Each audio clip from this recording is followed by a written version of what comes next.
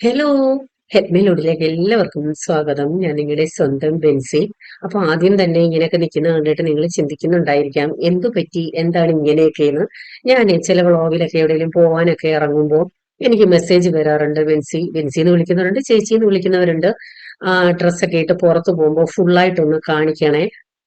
എന്നെ പോലെ തന്നെ വണ്ണമുള്ളവരാണ് കേട്ടോ. അപ്പൊ അവർക്ക് തയ്ക്കുന്നത് ശരിയാവുന്നില്ല, റെഡിമെയ്ഡ് ആണോ എടുക്കുന്നത്, അങ്ങനെയൊക്കെ ചോദിക്കാറുണ്ട്. എന്റെ ഒറ്റ ഡ്രസ്സും റെഡിമെയ്ഡ് അല്ല. ഞാൻ ഡ്രസ് പീസ് എടുത്തിട്ട് തയ്പ്പിക്കുന്നതാണ് കേട്ടോ. നമുക്ക് തയ്ക്കാൻ ഒരാളെ കിട്ടുക അത് ഇമ്പോർട്ടന്റ് ആണ്. എനിക്ക് ദൈവകൃപയാൽ നാട്ടിൽ വന്നിട്ട് ഒരാളെ കിട്ടി. അവിടെയാണ് ഞാൻ ഇതെല്ലാം തയ്പ്പിക്കുന്നത് കേട്ടോ. അപ്പൊ വീഡിയോ എടുക്കണമെന്നുണ്ടെങ്കിൽ ജോസാന്റെ ഹെൽപ്പ് ഉണ്ടെങ്കിലേ പറ്റൂ. ഇത് തന്നെ കയ്യും കാലും പിടിച്ചാണ് എടുത്തു തന്നത്. അപ്പൊ വേറെ ഒരു ഡ്രസ്സിന്റെ ഈ വീഡിയോയിൽ തന്നെ വേറെ ഒരു പുറത്തു പോകുന്നതുണ്ട്. അതിന്റെയും കൂടെ ഇച്ചിരി വീഡിയോ എടുത്തിട്ടുണ്ട്. അപ്പൊ ഇത് ഞങ്ങളൊരു കല്യാണത്തിന് പോയതാണ്. അതൊക്കെ അറിയാമല്ലോ, വത്സമാമ രാജനും ജോസാന്റെ അമ്മച്ചനും അമ്മാമ്മയുമാണ്. അപ്പൊ ഞങ്ങൾ ഒരുമിച്ചാണ് കല്യാണത്തിന് പോയത്. അപ്പൊ അതിന്റെ കുറച്ച് വീഡിയോസ് എടുത്തതാണ്. പിന്നെ ഞാൻ എടുക്കുന്ന എല്ലാ ഡ്രസ്സുകളും കോട്ടൺ ആണ് കേട്ടോ. വേറെ മെറ്റീരിയൽസ് ഒന്നും എടുക്കാറില്ല. ഇടയ്ക്ക് വല്ലപ്പോഴും ജോർജറ്റ് എടുക്കാറുണ്ട്. അപ്പൊ ഇതും വെള്ള സ്റ്റോൺ ആണ് ഫ്രണ്ടിലെല്ലാം. നല്ല രസമാണ് കാണാൻ. ഇങ്ങനെയുള്ള ഫംഗ്ഷൻസിനൊക്കെ യൂസ് ചെയ്യാൻ കൊള്ളാം.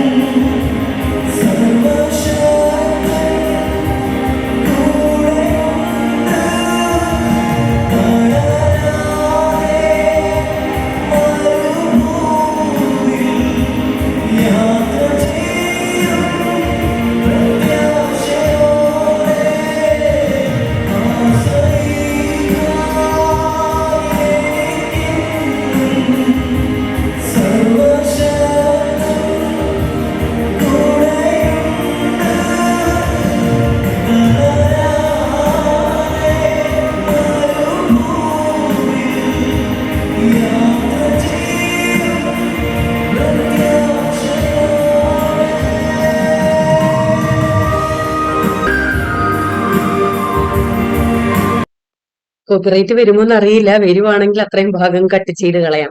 അപ്പൊ വീട്ടിൽ വന്നിട്ട് നമുക്ക് നമ്മുടെ ജോലി ചെയ്യണമല്ലോ. മൂഷിക സ്ത്രീ വീണ്ടും മൂഷിക സ്ത്രീ എന്നൊരു ചൊല്ലില്ലേ. അപ്പൊ സാമ്പാർ പൊടി ഉണ്ടാക്കുകയാണ് കേട്ടോ. സാമ്പാർ പൊടി സ്റ്റോക്ക് എല്ലാം തീർന്നായിരുന്നു. അപ്പൊ ഒത്തിരി ഉണ്ടാക്കി വെക്കാറില്ല, അറിയാലോ. 3-4 കിലോ അങ്ങനെ ചെയ്യാറുള്ളൂ. ഓരോ ആഴ്ചയും ചെയ്യേണ്ടി വരാറുണ്ട്. സാമ്പാർ പൊടി ആയാലും ചിക്കൻ മസാല ആയാലും എല്ലാം അങ്ങനെ ചെയ്യാറുണ്ട്. ഇനി ഇപ്പം കുറച്ച് നല്ല രീതിയിൽ ചെയ്യേണ്ട സമയം അതിക്രമിച്ചു കഴിഞ്ഞിരിക്കുന്നു. മെഷീനിലോട്ട് മാറേണ്ട സമയവും അതിക്രമിച്ചു കഴിഞ്ഞിരിക്കുന്നു. എന്റെ മിക്സി ഒരു പരുവമായിട്ടുണ്ട്. ഇങ്ങനെ കുറേശ്ശെ കുറേശ്ശെ ഉണ്ടാക്കുമ്പോൾ സമയവും നഷ്ടമാണ്, എനർജിയും നഷ്ടമാണ്. മെഷീനിലേക്ക് മാറിയാൽ നമുക്ക് വളരെയധികം ഗുണങ്ങളുണ്ട്. അതിനെ പറ്റിയുള്ള ചിന്തയിലാണ് കേട്ടോ. അപ്പൊ അതിനെക്കുറിച്ചൊക്കെ സാവധാനം പറയാൻ ആഗ്രഹമാണ്. അപ്പൊ ഇങ്ങനെയുള്ള സാധനങ്ങളൊക്കെ പൊടിച്ചാൽ ഉടൻ തന്നെ അത് പാക്കറ്റിലാക്കാറുണ്ട്. ഒത്തിരി ഒന്ന് ചൂടുണ്ടെങ്കിൽ അത് തണുത്ത ശേഷം ഉടനെ തന്നെ പാക്കറ്റിലാക്കും. അതിന്റെ മണവും ഗുണവും ഒന്നും നഷ്ടപ്പെടാതിരിക്കാൻ ചിക്കൻ മസാല, സാമ്പാർ മസാല, ഗരം മസാല ഇതൊക്കെ ഈ തരത്തിൽ ഉൾപ്പെടുന്നതാണ്. അപ്പൊ ഞാന് ചില വ്ളോഗുകളിലും സ്റ്റാറ്റസും ഒക്കെ കാണിച്ചിരുന്നല്ലോ നമ്മുടെ അടുത്ത ബാച്ച് സോപ്പ്. ഇപ്പൊ കുറെ ആയി കേട്ടോ. എനിക്ക് തോന്നുന്നിട്ട് 4-5 ബാച്ച് എടുത്തോളൂ. അപ്പൊ ലാസ്റ്റ് ബാച്ച് എടുക്കാൻ എനിക്ക് ഓർഡറുകൾ വന്നിട്ട് സാധനം കൊടുക്കാൻ ഒട്ടുമില്ലായിരുന്നു. ഞാൻ പെട്ടെന്ന് എനിക്ക് തായോ വിളിച്ചു പറഞ്ഞ് നിർബന്ധിച്ച് നിന്ന നിപ്പിൽ ചെയ്യിപ്പിച്ചെടുത്തതാണ് കേട്ടോ. അപ്പൊ സോപ്പൊക്കെ പെട്ടെന്നാണ് തീരുന്നത്. ഞാൻ സ്റ്റാറ്റസ് ഇട്ടിരുന്നല്ലോ, ഡ്രൈ സ്കിൻ മാറുന്നു, സ്കിൻ സോഫ്റ്റ് ആകുന്നു. നല്ല ഒരു എന്താണ്, അലർജി ഉള്ളവർക്ക് പ്രത്യേകിച്ച് സോപ്പുകളും സോപ്പ് പൊടിയും ഒക്കെ അലർജി ഉള്ളവരുണ്ടല്ലോ. പാത്രം കഴുകുമ്പോഴൊക്കെ അലർജി എന്നൊക്കെ പറഞ്ഞ് കേട്ടിട്ടില്ലേ. അങ്ങനെ കുളിക്കുന്ന സോപ്പിലും അലർജി ഉള്ളവരുണ്ട്. അപ്പൊ ഇത് യൂസ് ചെയ്തിട്ട് അലർജി ഇല്ല എന്നൊക്കെ കേൾക്കുമ്പോൾ ഒത്തിരി സന്തോഷം കേട്ടോ. ഏതാണ് ഏറ്റവും നല്ലതെന്ന് ചോദിച്ചാൽ എനിക്കതിന് ഉത്തരമില്ല. കാരണം എല്ലാത്തിലും നമുക്ക് ആലുവേരയും വെളിച്ചെണ്ണയും അടങ്ങിയിട്ടുണ്ട്. പിന്നെ ചിലതില് ക്യാരറ്റ്, തേൻ എല്ലാത്തിലും ഉണ്ട്. പിന്നെ ആലുവേരയുടെ സെപ്പറേറ്റ് ഉണ്ട്, ക്യാരറ്റിന്റെ സെപ്പറേറ്റ് ഉണ്ട്. തുളസി, ആര്യവേപ്പ് ഇങ്ങനെയൊക്കെ പല തരത്തിലുള്ളതാണ്. അപ്പോൾ വന്ന ഉടനെ ഞാൻ അയക്കാനുള്ളത് അങ്ങോട്ട് മാറ്റി വെച്ച് കേട്ടോ. 11 പേർക്ക് അയക്കാനുള്ളതാണ് ഈ മാറ്റി വെച്ചേക്കുന്നത്. ആദ്യം ഇരിക്കുന്ന 20 എണ്ണം UK അയക്കാനാണ്. വിദേശത്തോട്ട് ധാരാളം പോകുന്നുണ്ട്. സോപ്പിനെ പറ്റി അറിയാവുന്നവർ അങ്ങനെ അത് മേടിക്കാറുണ്ട് കേട്ടോ. ക്വാളിറ്റി അറിയാവുന്നവർ. എത്രയൊക്കെയാണേലും വീട്ടിലുണ്ടാക്കുന്ന യാതൊരു കെമിക്കലും ഇല്ലാത്ത സോപ്പ് എന്ന് പറയുമ്പോൾ അതിനൊരു പ്രത്യേകത തന്നെയാണല്ലോ. എടാ, നിനക്ക് വേറെ ഒരു സ്ഥലവും ഇല്ലയോടാ ശങ്കര? ഞാൻ നിൻ്റെ അടുത്ത് പറഞ്ഞിട്ടുണ്ട് ഈ വാതിക്ക് ഇങ്ങനെ കിടക്കരുതെന്ന്. നീ അകത്ത് കയറത്തില്ല, ശരിയാ. പക്ഷെ ഇത്രയും സ്ഥലം ഉണ്ടായിട്ട് നീ ഇവിടെ കിടക്കുന്നതിന് ഉദ്ദേശം എന്തുവാ പറ, നീ പറയടാ, നിന്റെ ഉദ്ദേശം എന്തുവാ?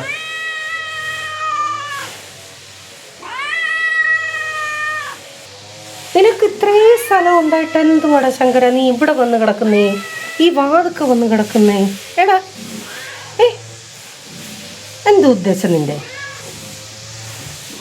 ഇത്രയും സ്ഥലം ഇവിടെ കിടപ്പുണ്ട്, താണ്ട് ഇത്രയും മുറ്റം കിടപ്പുണ്ട് നിനക്ക് അവിടെ കിടക്കാതെ നീ ഇവിടെ വാതൊക്കെ വന്ന് എന്നെ നോക്കി കിടക്കുന്നത് എന്തിനാണ്?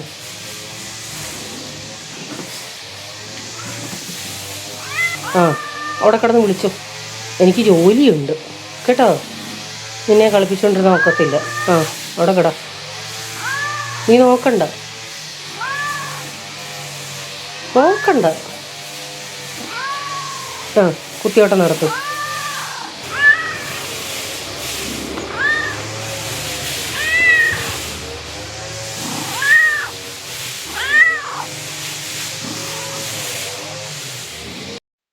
അവന്റെ കൂടെ ഇങ്ങനെ കാര്യം പറഞ്ഞ് അവനെ കളിപ്പിച്ച് അവനെ തടവി ഇങ്ങനെ ഇരിക്കണം. അതിനു വേണ്ടിയാണ് ഈ വന്ന് കിടക്കുന്നത് കേട്ടോ. കുറച്ചു നേരം കിടന്നു തരും, പിന്നെ ചിലപ്പോ ഇവൻ കടിക്കാൻ വരുവേ. എനിക്ക് പേടിയാണ്. അത് സ്നേഹത്തോടെ വരുന്നതാണോ ദേഷ്യപ്പെട്ട് വരുന്നതാണോ ഒന്നും എനിക്ക് അറിയത്തില്ല. അതുകൊണ്ട് ഒരു കയ്യകലം പാലിച്ചേ ഞാൻ നിൽക്കാറുള്ളൂ. ഞങ്ങളുടെ വീട്ടിലെ അല്ലല്ലോ, എവിടുത്തെ ആണല്ലോ, പബ്ലിക് പ്രോപ്പർട്ടിയാണ്. അപ്പോൾ ഈ സംഭവം എന്ന് പറയുന്നത് ബോംബെ ജീവിതത്തിലെ ഞങ്ങളുടെ ഒരു ബാക്കി പത്രം എന്ന് പറയാം. ഫ്ലാറ്റ് ലൈഫിന് ഏറ്റവും ബെസ്റ്റ് ഒരു സംഭവമാണ് കേട്ടോ. സാധനങ്ങളൊക്കെ ഇട്ട് വെക്കാനായിട്ട് അധിക സ്ഥലവും വേണ്ട. 4 തട്ടാണ് ഇതിന്. അപ്പൊ ഇപ്പോൾ ഇതിന്റെ ഒരു തട്ട് ഞാൻ മാറ്റി ഇതിനകത്ത് സാധനങ്ങളെല്ലാം കാലിയാക്കി കഴുകി തുടച്ചെടുത്ത് വെച്ചതാണ് കേട്ടോ. അപ്പൊ ഒരു തട്ട് ഞാൻ എന്തിനാണ് യൂസ് ചെയ്യുന്നത് നിങ്ങളെ കാണിക്കാം. ഇത് നീൽക്കമലിന്റെ ആണ്, ഞാൻ ഓൺലൈൻ മേടിച്ചതല്ല, അവിടെ ഒരു ഷോപ്പിൽ നിന്ന് മേടിച്ചതാണ് കേട്ടോ. അത്യാവശ്യം നല്ല സംഭവമാണ്, നല്ല സ്ട്രോങ് ആണ്. എത്രയോ വർഷങ്ങളായെന്നറിയാമോ മേടിച്ചിട്ട്. അത്യാവശ്യം നല്ലപോലെ സാധനങ്ങൾ കൊള്ളും. നിങ്ങൾക്ക് ഫ്ലാറ്റിലൊക്കെ ജീവിക്കുന്നവർക്ക് ഇത് ഭയങ്കര യൂസ്ഫുൾ ആണ് കേട്ടോ. നാട്ടിലും വേണ്ടവർക്ക് ഉപയോഗിക്കാം. ഇങ്ങനെ 3 തട്ടാണ്, നമുക്ക് എടുക്കാനും എളുപ്പമാണ്. അത് ഒതുങ്ങി ഇരുന്നോളും, അധിക സ്ഥലം വേണ്ട. അതിനുവേണ്ടി ഞങ്ങൾ അവിടെ യൂസ് ചെയ്തതാണ് കേട്ടോ. അപ്പോ ഇതിനകത്ത് ഇട്ടിരുന്ന സാധനങ്ങളൊക്കെ ഒരു കാലത്ത് നമ്മുടെ കുക്കിങ്ങിൽ വളരെയധികം നമ്മളെ സഹായിച്ചിരുന്ന സംഭവങ്ങളാണ്. ഇപ്പോ ഞാനത് ആവശ്യമില്ലാത്ത എല്ലാം മാറ്റി, കാരണം ഇപ്പൊ ഇതൊന്നും യൂസ് ചെയ്യുന്നില്ലല്ലോ.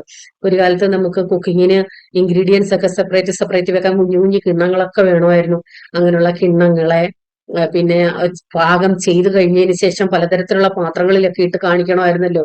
കൊച്ചു ട്രേകള്, ഇങ്ങനെയുള്ള പല സംഭവങ്ങളും അതിനകത്തുണ്ട്. അപ്പൊ ആവശ്യത്തിനുള്ള കുറച്ച് സാധനങ്ങൾ എടുത്തിട്ട് ബാക്കിയെല്ലാം ഞാൻ ആക്രിക്ക് കൊടുത്തു. ഈ ചോക്ലേറ്റ് ഉണ്ടാക്കുന്നത്, അതുപോലെ ഇതൊക്കെ നമ്മൾ പല റെസിപ്പികൾ ചെയ്തിട്ടുള്ളതാണ് കേട്ടോ ഇതുകൊണ്ടൊക്കെ. പിന്നെ ഐസ്ക്രീം ഉണ്ടാക്കുന്നത്, കുറച്ചൊക്കെ എടുത്തു വെച്ചിട്ട് ബാക്കിയെല്ലാം ഞാൻ ആക്രിക്ക് കൊടുത്തു. ഒന്നാമതേ വീട്ടിൽ സ്ഥലമില്ല, ഞാൻ അങ്ങനെ അനാവശ്യമായിട്ട് ഒന്നും ഡബിൾ ചെയ്ത് വെക്കാറില്ല. ശങ്കര നിനക്ക് കയറി കിടക്കാൻ വേറെ ഒരു സ്ഥലവും ഇല്ലയോ? ഏടാ എൻ്റെ അലക്കുകല്ലേ, എൻ്റെ പൊന്നീരെന്തോ ഈ കിടക്കുന്നേ? ഏടാ മത്തായി, അയ്യോ നായിക വരുന്നു, നായിക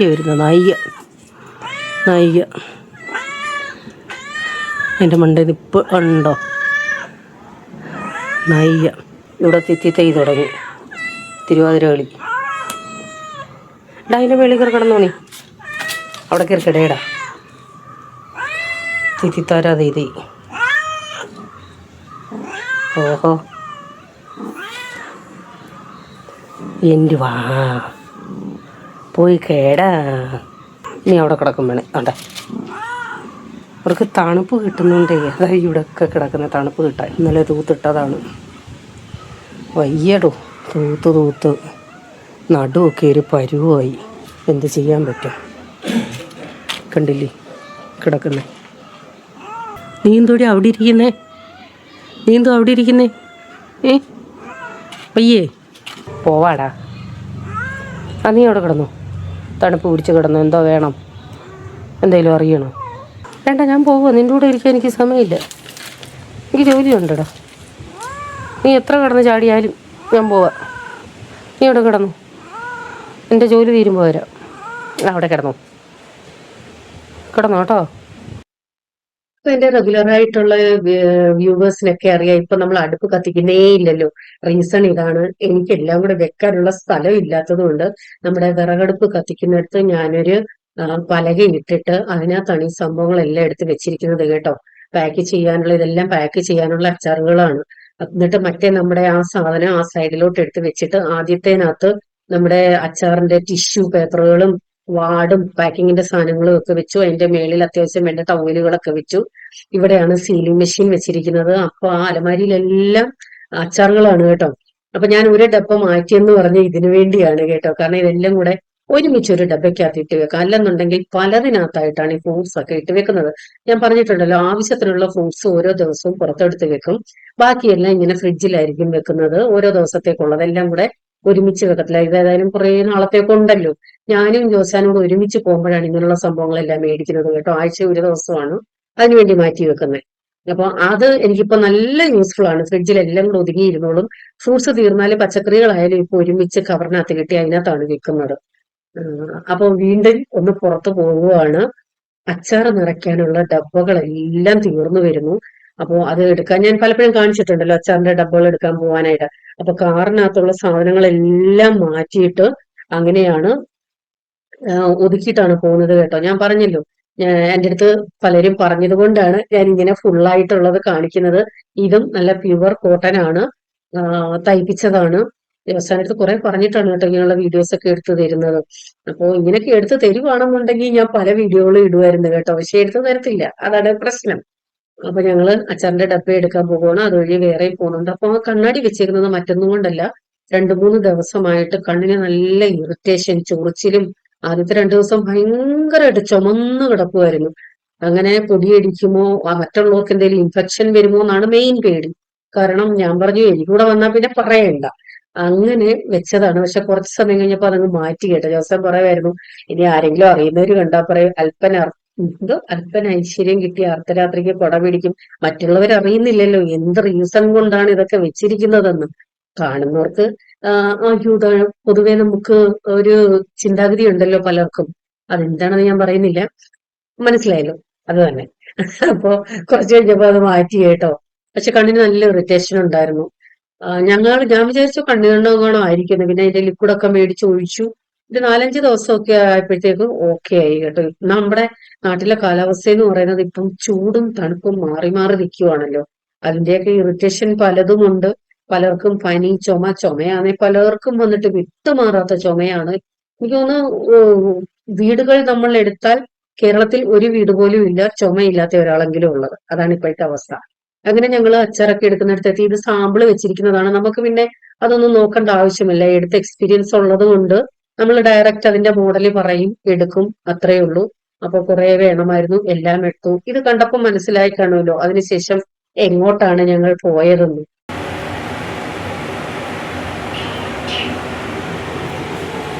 ഞാനൊക്കെ ഇറങ്ങി പോകും, ഇവിടെ നിൽക്കും. അപ്പൊ കുട്ടിയും ലുലുവിലാണ് പോയത് കേട്ടോ. നമ്മള് ബോക്സ് ഈ അച്ചാറിന്റെ ഡബ്ബയൊക്കെ എടുക്കുന്നത് ഉമയനെല്ലൂരാണ്. അവിടെ നിന്ന് ഒരു 5-10 മിനിറ്റേ ഉള്ളൂ ഇവിടേക്ക് പോവാനായിട്ട്. ഇങ്ങനെയൊക്കെയുള്ള സമയത്താണ് ഇവിടെ പോകുന്നത്. ലുലുവിലായിട്ട് അങ്ങനെ ഒരു പോവാറില്ല. ഇങ്ങനെയൊക്കെ എന്തെങ്കിലുമൊക്കെ ആവശ്യത്തിന് പോകുമ്പോഴാണ്. അപ്പൊ രാവിലെ ഇറങ്ങിയതാണ്. നല്ല വിശപ്പുണ്ടായിരുന്നു. ഡബ്ബയൊക്കെ എടുത്തു കഴിഞ്ഞപ്പോഴത്തേക്ക് ഒരു സമയമായി. അപ്പൊ അവിടെ പൊതിച്ചോറ് കിട്ടും എന്നുള്ള പ്രതീക്ഷയിലാണ് പെട്ടെന്ന് കയറിപ്പോയത്. കഴിഞ്ഞ പ്രാവശ്യം വന്നപ്പോ പൊതിച്ചോറ് ഉണ്ടായിരുന്നേ, പക്ഷേ ഇപ്രാവശ്യം അത് കിട്ടിയില്ല. അതുകൊണ്ട് തന്നെ ഫ്രൈഡ് റൈസും പിന്നെ പനീറിന്റെ ഒരു സംഭവമാണ് ഓർഡർ ചെയ്തത്. ഭയങ്കര താമസമാണ് കേട്ടോ ഈ ഓർഡർ ചെയ്ത് കിട്ടാനായിട്ട്. എപ്പോഴും അങ്ങനെയാണോ എന്ന് എനിക്ക് അറിയില്ല. എനിക്ക് തോന്നുന്നൊരു 1/2 മണിക്കൂറെങ്കിലും നിൽക്കേണ്ടി വന്നു ഇതൊന്ന് കിട്ടാനായിട്ട്. എനിക്ക് ഇങ്ങനെയൊക്കെയുള്ള സംഭവങ്ങൾ ഭയങ്കര ഇഷ്ടമാണ് കേട്ടോ. പിന്നെ നമ്മുടെ നോർത്ത് ഇന്ത്യൻ വിഭവങ്ങൾ പലതും ഉണ്ടായിരുന്നു അവിടെ. പാവ് ഭാജി, പാനിപൂരി. പക്ഷെ അതൊന്നും ഞാൻ ഓർഡർ ചെയ്തില്ല. ജോസാൻ അത്ര അങ്ങോട്ടൊരു തൃപ്തി വന്നില്ല കേട്ടോ. കാരണം ഇതിനോടൊന്നും അത്ര വലിയ ഒരു പ്രിയമില്ല. എനിക്കിഷ്ടമാണ് ഇങ്ങനെയുള്ള സാധനങ്ങളെല്ലാം. ഞങ്ങൾ ഇരുന്നതിന്റെ തൊട്ടപ്പുറത്ത് തന്നെ ആയിരുന്നു ഐസ്ക്രീം കോർണർ. അപ്പൊ ഓൾറെഡി ജോസാന് നല്ല ചുമയുണ്ട്. അപ്പൊ പറയുന്നു, ഞാൻ പറഞ്ഞു വേണ്ട ചുമയാ, എന്നും അല്ലല്ലേ വല്ലപ്പോഴും അല്ലേ ഉള്ളെന്നൊക്കെ പറഞ്ഞ് ഐസ്ക്രീം മേടിച്ചതാണ് കേട്ടോ. അത് കഴിഞ്ഞിട്ട് അതിന്റെ വീട്ടിൽ വന്ന് അനുഭവിക്കുകയും ചെയ്തു. അത് വേറെ കാര്യം. ആ കണ്ണ് കണ്ടില്ലേ തേണത്തിരിക്കുന്നത്, ഭയങ്കര റെഡ് കളറായിരുന്നു. ഇച്ചിരൊന്നും അന്നേരം ഒന്ന് മാറിയതാണ്. ഇടയ്ക്കിടയ്ക്ക് തിരുമ്പും, അന്നേരം വീണ്ടും പ്രശ്നം വരും. ഇത് ഞങ്ങൾ വീട്ടിൽ നിന്ന് ഇറങ്ങിയപ്പോഴേ ജോസൻ തീരുമാനിച്ചായിരുന്നു, നമുക്കൊരു മസാജ് ഒക്കെ എടുത്തിട്ട് വേണം. നിങ്ങൾ ലുലു പോകുന്ന ഒരു ഫുഡ് കോർട്ടിന്റെ ആ ഫ്ലോറിൽ തന്നെയാണ്. നല്ലൊരു സംഭവമാണ് കേട്ടോ ഇത്. ബോഡി മസാജ് ആണ്. മീഡിയത്തിൽ ഇടാവൂ, ഹൈയിൽ ഇടരുത്. കഴിഞ്ഞ പ്രാവശ്യം ഞങ്ങൾ വന്നപ്പോഴും ഞങ്ങൾ രണ്ടുപേരും ഈ മസാജ് എടുത്തിരുന്നു. അന്ന് 10 മിനിറ്റോ 15 മിനിറ്റോ ആണ് ട്രൈ ചെയ്യാൻ വേണ്ടി എടുത്തത്. ഇപ്രാവശ്യം പോയപ്പോ അരമണിക്കൂറിന്റെയാണ് എടുത്തത്. ഫുൾ മസാജ് ആവും നമ്മുടെ ബോഡി. നല്ല സുഖമാണ് കേട്ടോ, നന്നായിട്ട് കിടന്ന് ഉറങ്ങാം. എനിക്ക് മീഡിയം ഹെവി ആയിട്ടാണ് തോന്നുന്നത്, കാരണം ശരീരത്തിന് മാംസം ഉള്ളത് കൊണ്ടായിരിക്കാം. ജോസിന് കുഴപ്പമൊന്നുമില്ലായിരുന്നു കേട്ടോ, പക്ഷെ എനിക്ക് ഇത് കഴിഞ്ഞിട്ട് പിറ്റേന്ന് കാലിന് ചെറിയൊരു വേദന പോലൊക്കെ തോന്നി.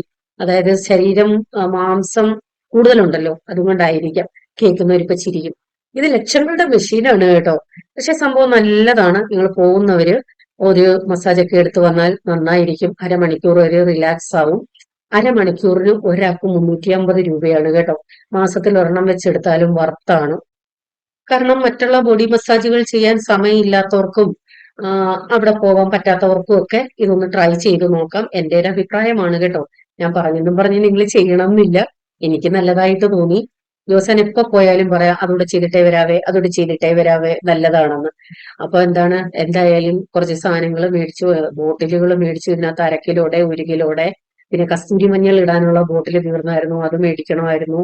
എല്ലാം മേടിച്ചുകൊണ്ട് ഇതെല്ലാം ഒതുക്കി കാണുമ്പോൾ ചെറുതായിട്ട് തോന്നിയതിൽ ഒത്തിരി ഉണ്ട് കേട്ടോ. വലിയ പാക്കറ്റാണ്. ഇതൊക്കെ ഒതുക്കി വെക്കുന്നതാണ് ഒരു വലിയ പണി.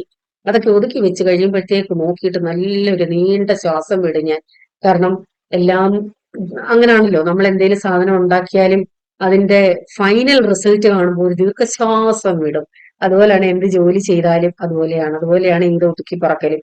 അപ്പോ എന്തായാലും ചെറിയൊരു വ്ലോഗായിരുന്നു. നിങ്ങൾക്ക് എത്രത്തോളം പ്രയോജനപ്പെട്ടു എന്നറിയില്ല. കുറെ നാളായില്ലേ നിങ്ങളെയൊക്കെ കണ്ടിട്ട്. വീഡിയോ ഇഷ്ടമായെങ്കിൽ ഒന്ന് ലൈക്ക് ചെയ്യണം. സബ്സ്ക്രൈബ് ചെയ്യാതെ ധാരാളം പേര് കാണുന്നുണ്ട്, ഒന്ന് സബ്സ്ക്രൈബ് ചെയ്തേക്കണേ. അപ്പൊ വീണ്ടും അടുത്ത വീഡിയോയുമായി വരാം. Bye, god bless U.